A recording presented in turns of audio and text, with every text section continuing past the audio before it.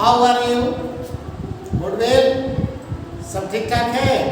तो आइए आज की क्लास में एक छोटी सी समय में बड़ा ही आपके लिए इम्पोर्टेंट टॉपिक लेकर के आए हैं और वो है एनिमल एक्सक्रिएशन, ह्यूमन एक्सक्रिएशन। मनुष्य के शरीर में उपापचय की क्रिया होती है तो लाभदायक पदार्थों के अलावा हानिकारक पदार्थ भी बनते हैं, जैसे शरीर से बाहर निकालने की क्रिया को एक्सक्रिएशन कहते हैं या उसे उत्सर्जन कहते हैं। तो आइए मनुष्य के शरीर में आपका उपापचय क्रियाओं के द्वारा बनने वाले हानिकारक पदार्थ में पहला आता है यानी कार्बन डाइऑक्साइड, जो माइटोकॉन्ड्रिया में दिखता है। ग्लूकोज के ऑक्सीकरण के फलस्वरूप कार्बन डाइऑक्साइड उत्पन्न होता है, जिसे शरीर से निकलना बहुत ही जरूरी है।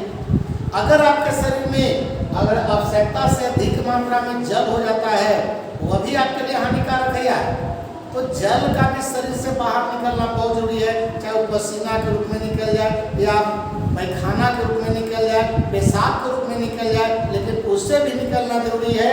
इसी प्रकार से खनिज लवण है, हार्मोन है, बहुत सारी दवाइयाँ खाते हो, ये तुम्हारे शरीर में अगर ज़्यादा संचय हो जाएगा तो हानि करेगा, कोशिकाओं को वो बुरा असर दिखाएगा। इसलिए ऐसे पदार्थों को अलग बहुत करना जरूरी है। जैसे उपापचय क्रियाओं में पित्त वर्णक होते हैं, जैसे बाइलोबिडिन है, बाइबर्डिन है, यूरोक्रोम है, ये सब तुम्हारे शरीर के लिए हानिकारक है, कोशिकाओं पर बुरा असर दिखाता है। इसलिए ऐसे पदार्थों को भी शरीर से बाहर निकालना है। और पचा भोज्य पदार्थ है जिसको मल के रूप में, पैखाना के रूप में शरीर से बाहर निकालना भी अति आवश्यक है।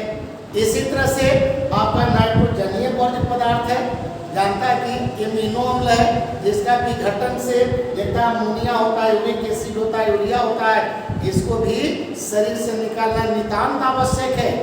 तो इसी को कहते हैं मूत्र, यूरिन। तो यूरिन बताओ शरीर में जमा रह जाएगा तो बचेगा नहीं हो है।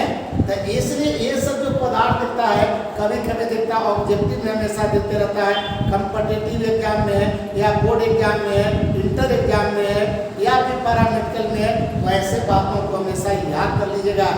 और आज का वीडियो अगर आप लोग का सही लगा तो सब्सक्राइब करना नहीं भूलेगा बॉस। Okay, good night.